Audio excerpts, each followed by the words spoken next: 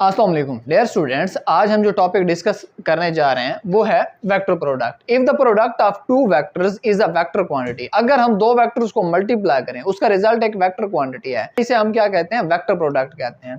Product of two vectors is vector quantity. दो vector का product एक वेक्टर क्वांटिटी होती है। मैथमेटिकली हम इसे लिखते हैं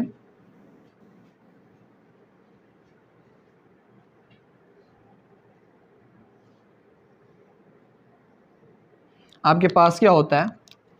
A cross B is equal to A B sine of theta into n unit vector. अब यहां पर एन यूनिट वेक्टर आपने लगाया क्योंकि ये जो आपके पास फैक्टर है A B sine of theta that is magnitude, ये सारा आपके पास क्या है? मैग्नीट्यूड है। और एन यूनिट वेक्टर जो है ये रिप्रेजेंट करता है डायरेक्शन को, यानी डायरेक्शन ऑफ रिजल्टेंट वेक्टर क्या होगी? ये एन यूनिट वेक्टर डिटरमाइन करेगा। अब इसे आपके पास क्या है? जैसे आपने देखा ए क्रॉस बी, यानी वेक्टर प्रोडक्ट आपके पास क्रॉस प्रोडक्ट भी कहलाता है, इसे हम क्रॉस प्रोडक्ट भी बोलते हैं, that is also called vector product. अब हम इसकी एक्सप्लेनेशन डिस्कस करते हैं। लेट्स सपोज हमारे पास दो वेक्टर हैं, एक आपके पास क्या है? ये वेक्टर ए है और एक आपके पास वेक्टर बी है, से ये आपके पास वेक्टर बी है। दो वेक्टर्स को जब आप मल्टीप्लाई करते हैं तो आप दोनों की टेल्स को ज्वाइन करते हैं, तो आपके पास क्या होगा? आपने वेक्टर ए और यहां पर इसकी टेल के साथ आपने वेक्टर बी की टेल को ज्वाइन कर दिया, दैट इज आपके पास बी। अब ये दो वेक्टर्स हैं, अब आपने क्या करना है? आपने डिटरमाइन करनी है डायरेक्शन ऑफ रिजल्टेंट वेक्टर, क्योंकि इन दोनों वेक्टर्स को मल्टीप्लाई करेंगे तो इसके नतीजे में आपके पास क्या आएगा? Resultant vector. अब डायरेक्शन आपके पास क्या है? Direction is determined by right hand rule. आप डायरेक्शन को डिटरमाइन करते हैं राइट हैंड रूल से। आपके पास राइट हैंड रूल,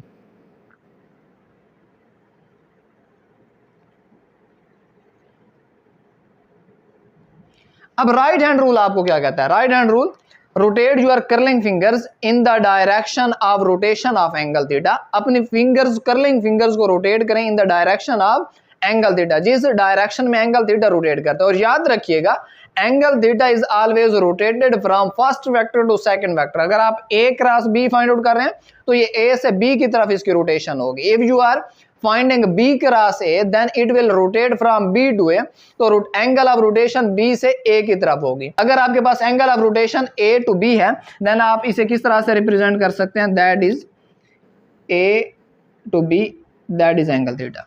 नाउ अब हम राइट हैंड रूल जब अप्लाई करते हैं तो आपके पास क्या है? Rotate fingers from first vector to second vector. ये हमने फर्स्ट वेक्टर से सेकंड वेक्टर की तरफ, ये आपके पास फर्स्ट वेक्टर से इसे सेकंड वेक्टर की तरफ ले गए। Then the erect thumb points the direction of resultant vector. तो इरेक्ट थंब जो है वो पॉइंट करेगा किसको? डायरेक्शन ऑफ रिजल्टेंट वेक्टर को। It means direction of resultant vector आपके पास क्या? आउट ऑफ द पेज या आउट ऑफ द बोर्ड कह लें। अब अगर ये आउट ऑफ द पेज है तो हम इसे क्या करते हैं? अपवर्ड शो कर देते हैं। देन आपके पास resultant vector, here is the resultant vector. आप इसे कह सकते हैं कि ये आपके पास क्या होगा? That is also called an unit vector, या फिर हम इसे कहते हैं कि ये आपके पास क्या है? A B sine of theta into n unit vector. ये आपके पास A B sine of theta n unit vector होगा। यहां से हमें क्या मिला? यहां से हमारे पास है कि A cross B is equal to AB sin of theta n unit vector. और इसकी डायरेक्शन आपके पास क्या? Direction is let's say upward, आपने शो कर दी। अब हम क्या करते हैं? अब हम B cross A find out करते हैं। अब यही आपके पास दो वेक्टर्स हैं, आप इन्हीं दो वेक्टर्स को मल्टीप्लाई करते हैं। ये आपके पास वेक्टर A है, दैट इज वेक्टर बी, ये आपके पास क्या है? वेक्टर बी है। अब आपके पास एंगल ऑफ रोटेशन क्या होगी? Angle of rotation B to A होगी, that is B to A. अब आपने रिजल्टेंट फाइंड आउट करना है। अब रिजल्टेंट आपके पास क्या है, when you move from B to A, direction of resultant vector क्या होगी, इनटू द पेज, और इसे हम किस तरह से शो करेंगे, that is represented in downward direction. इसे हम डाउनवर्ड डायरेक्शन में क्या करते हैं, रिप्रेजेंट करते हैं। ये आपके पास n यूनिट वेक्टर है, या आप इसे कह सकते हैं A B sine of theta into n unit vector. इसकी मैग्नीट्यूड क्या होगी, A B sine of theta. की डायरेक्शन क्या होगी, n यूनिट वेक्टर की डायरेक्शन में ये आपके पास होगा। ये आपके पास है b क्रॉस a, और ये आपके पास क्या है, a क्रॉस b। अब अगर आप देखें a क्रॉस b में जो n यूनिट वेक्टर की डायरेक्शन है वो अपवर्ड है, और b क्रॉस a में n यूनिट वेक्टर की डायरेक्शन क्या है, डाउनवर्ड। दोनों एक दूसरे के एंटी पैरेलल हैं। जब दो एक दूसरे के एंटी पैरेलल होते हैं उनके दरमियान एंगल बनता है 180, और इसे माइनस से रिप्रेजेंट करते हैं। आपके पास क्या है, a cross b is equal to minus b cross a। ये b क्रॉस a के नेगेटिव है। Let's discuss the properties of vector product non commutative. इसकी फर्स्ट प्रॉपर्टी ही ये है कि ये क्या है, नॉन कम्यूटेटिव है।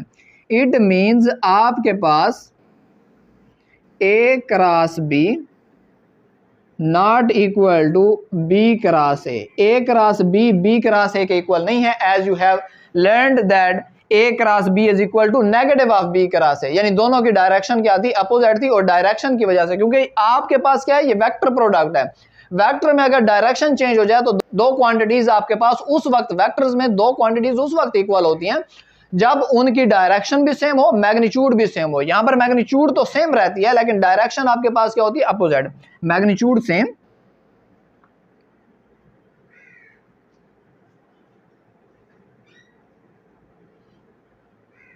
Direction opposite.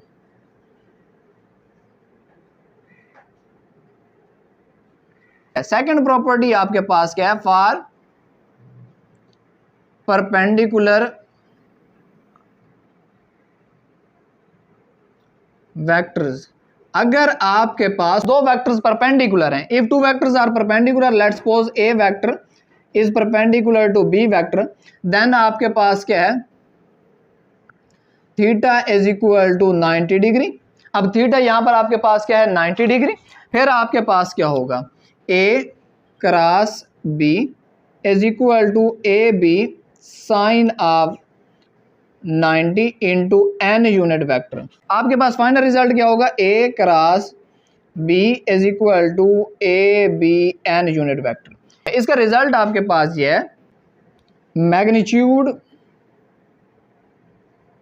ऑफ रिजल्टेंट की जो मैग्नीट्यूड है is equal to product of two vector. यानी रिजल्टेंट की जो मैग्नीट्यूड होगी वो दो वेक्टर्स की मैग्नीट्यूड के प्रोडक्ट के इक्वल होगी। अगर दो वेक्टर्स एक दूसरे के परपेंडिकुलर हैं तो उनके रिजल्टेंट की मैग्नीट्यूड किसके इक्वल होगी, उन वेक्टर्स की मैग्नीट्यूड के प्रोडक्ट के इक्वल होगी। फॉर यूनिट वेक्टर्स, और अगर हमारे पास क्या है, यूनिट वेक्टर्स हैं,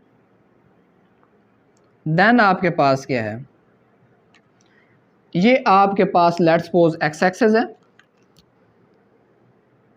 ये आपके पास वाई एक्सिस है, और ये आपके पास क्या है, जी एक्सिस है, जी एक्स वाई। अब यहां पर देखें, अब यहां पर जो एक्स एक्सिस होता है उसके लिए आपके पास क्या होता है, आई यूनिट वेक्टर। जो आपके पास वाई एक्सिस होता है उसके लिए आपके पास क्या होता है, जे यूनिट वेक्टर। और जो आपके पास जी एक्सिस होता है उसके लिए आपके पास क्या होता है, के यूनिट वेक्टर। दोनों यूनिट वेक्टर्स एक दूसरे के परपेंडिकुलर हैं। आई परपेंडिकुलर है जे के, जे परपेंडिकुलर है के, और के परपेंडिकुलर है आई के।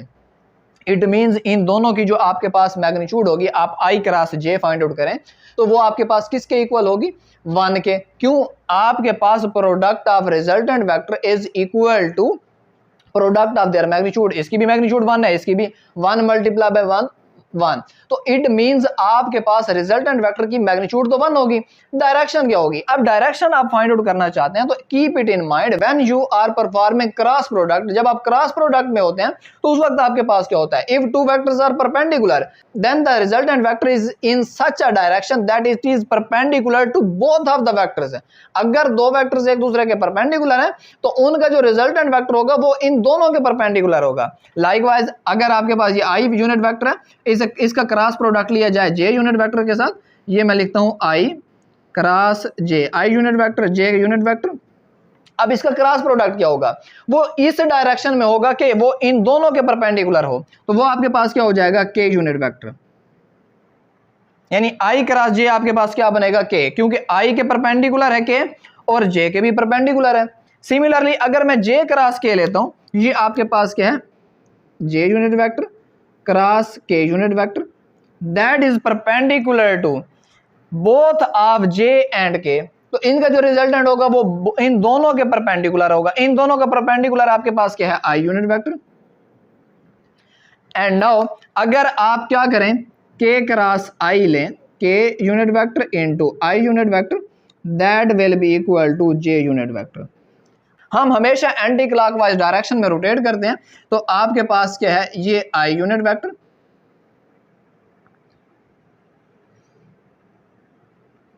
ये आपके पास जे यूनिट वेक्टर और यहां पर आपके पास क्या है? के यूनिट वेक्टर। यानी अगर आपके पास आई क्रॉस जे होगा तो रिजल्टेंट के होगा, और अगर जे क्रॉस के होगा तो रिजल्टेंट आई होगा, और अगर के क्रॉस आई होगा तो रिजल्टेंट आपके पास क्या होगा? जे होगा। ये आपके पास क्या होता है? क्रॉस प्रोडक्ट होता है। अब इसकी नेक्स्ट प्रॉपर्टी क्या है? नेक्स्ट प्रॉपर्टी आपके पास है third property, for parallel or anti parallel vectors.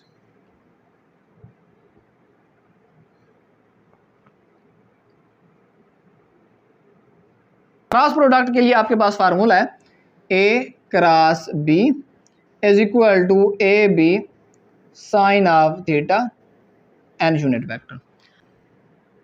A is parallel to B, आपके पास थीटा क्या है? 0।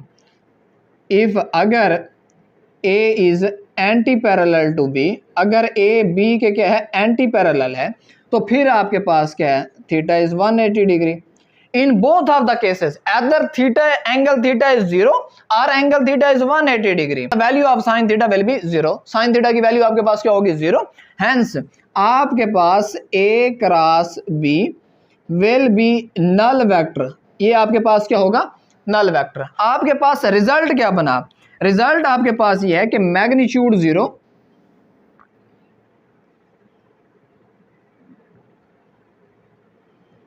मैग्नीट्यूड इज इक्वल टू 0, और आपके पास रिजल्टेंट क्या है? नल वेक्टर, और रिजल्टेंट आपके पास क्या होगा? एक नल वेक्टर होगा। अब बच्चे अक्सर यहां पर जाके मिस्टेक करते हैं, वो यहां पर सिर्फ मैग्नीट्यूड लिख देते हैं 0, तो आपके पास आंसर ठीक नहीं होगा। यहां पर आपने डायरेक्शन लाजमी मेंशन करनी होती है, और डायरेक्शन यहां पर आपके पास क्या है? नल वेक्टर में आपके पास डायरेक्शन आर्बिट्रेरी होती है। पास आ गया कि अगर दो वेक्टर्स पैरेलल हैं या एंटी पैरेलल हैं, दोनों रिजल्टेंट क्या होगा? एक नल वेक्टर होगा। अगर यूनिट वेक्टर्स की केसेस में हम डिस्कस करें, आपके पास क्या हो? आई क्रॉस आई हो, या आपके पास क्या हो?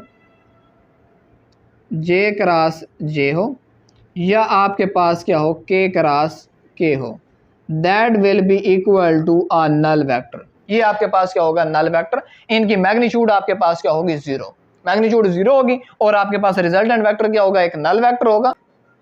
फोर्थ प्रॉपर्टी है सेल्फ प्रोडक्ट ऑफ वेक्टर।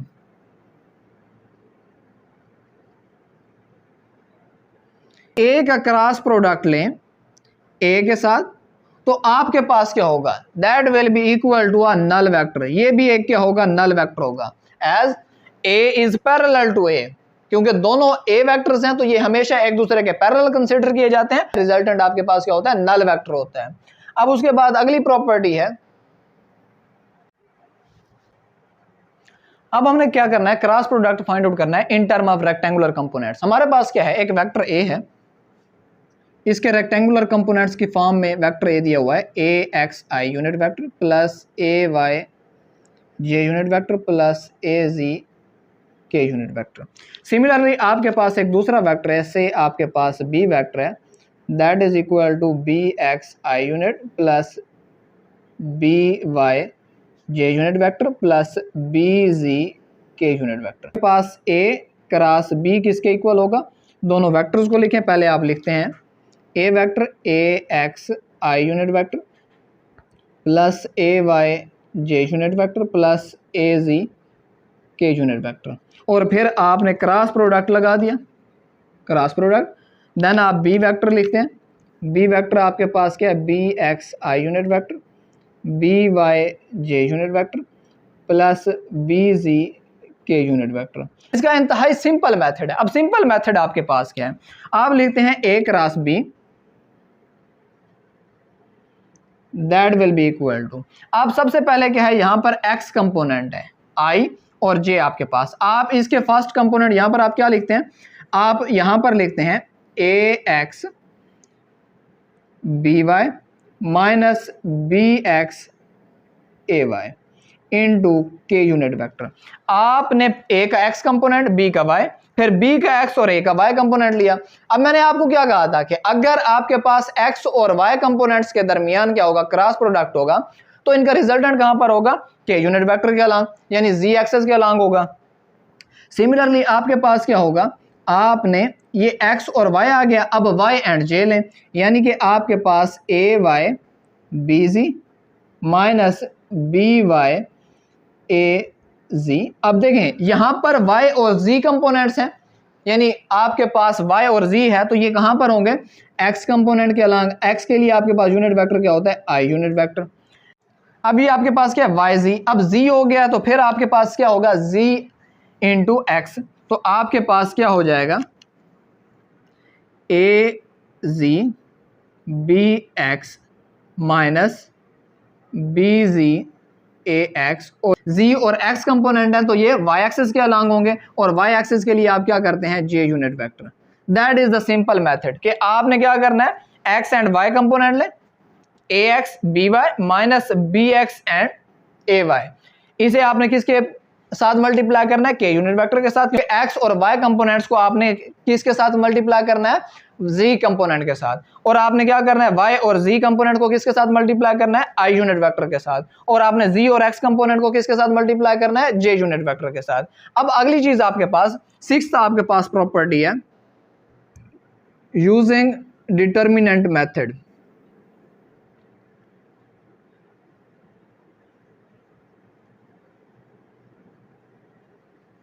अब डिटर्मिनेंट मेथड आपके पास क्या है, a cross b that is equal to, first write the unit vectors i unit vector j unit vector k unit vector. आपके पास क्या है, ax ay az, और b वेक्टर के कंपोनेंट्स आपके पास कौन से हैं, bx by bc। अब हमने डिटर्मिनेंट मेथड यूज करना है। डिटर्मिनेंट मेथड में आपके पास क्या है, फर्स्ट ऑफ ऑल हम i यूनिट वेक्टर को लेते हैं। अब i यूनिट वेक्टर आपने यहां पर लिख दिया, ये आपके पास क्या है, i यूनिट वेक्टर।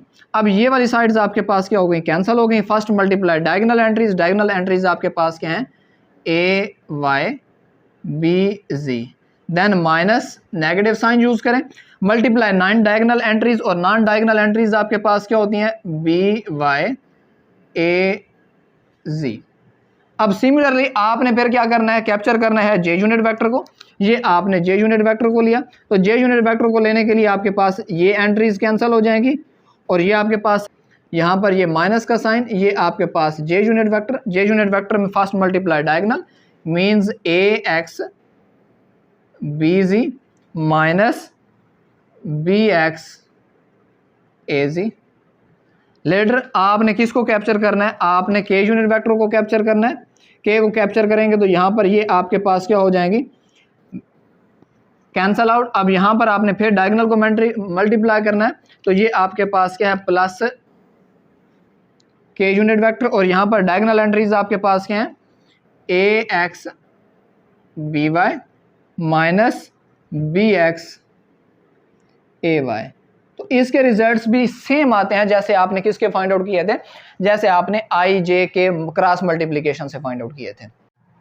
अब हमारे पास क्या है, A cross B is equal to A dot B, यानी आप डॉट प्रोडक्ट लेते हैं और क्रॉस प्रोडक्ट लेते हैं। एट व्हाट एंगल, हमने एंगल थीटा फाइंड आउट करना है, किस एंगल पर ए क्रॉस बी की मैग्नीट्यूड इक्वल हो ए बी की मैग्नीट्यूड के, यानी ये आपके पास दोनों की क्या है, मैग्नीट्यूड आपके पास है। तो आपके पास क्या है, आपके पास ए क्रॉस बी किसके इक्वल होते हैं, इसकी मैग्नीट्यूड होती है A B sine of theta, जबकि ए डॉट बी की आपके पास क्या होती है magnitude, A B cos of theta. अब आप क्या करें, ए बी से आपके पास क्या हो जाएगा, ए बी दोनों साइड से क्या हो जाएगा, कैंसिल, यानी कि यहाँ पर आपके पास क्या है, sine of theta is equal to cos of theta. आप दोनों तरफ डिवाइड कर देते हैं, कॉस ऑफ थीटा से, इधर भी कॉस थीटा से, इधर भी कॉस थीटा से, यहाँ पर कॉस थीटा से कॉस थीटा कैंसिल 1। अब आपके पास क्या है, साइन थीटा ओवर आपके पास क्या है, cos of theta that is equal to 1, theta over आपके पास cos theta that is equal to tan of theta. ये किसके इक्वल होता है, टेन ऑफ थीटा के। दिस इंप्लॉइज दैट, ये इक्वेशन आपके पास क्या हो जाएगी, से ये इक्वेशन 1 है, इक्वेशन 1 बिकम्स, इक्वेशन 1 आपके पास क्या बनेगी, आपके पास बनेगी tan of theta is equal to 1। आपने एंगल थीटा फाइंड आउट करना है तो टेन को दूसरी तरफ शिफ्ट करेंगे, theta is equal to tan inverse of 1। आपके पास टेन थीटा की वैल्यू 1 कब आती है, tan of 45 is equal to 1, hence theta will be equal to, theta आपके पास क्या है, 45 डिग्री। अगर दो वेक्टर्स को इस तरह से मल्टीप्लाई किया जाए कि उनके दरमियान एंगल 45 डिग्री हो, तो चाहे आप उनका डॉट प्रोडक्ट लें चाहे क्रॉस प्रोडक्ट लें, मैग्नीट्यूड क्या होगी, सेम होगी।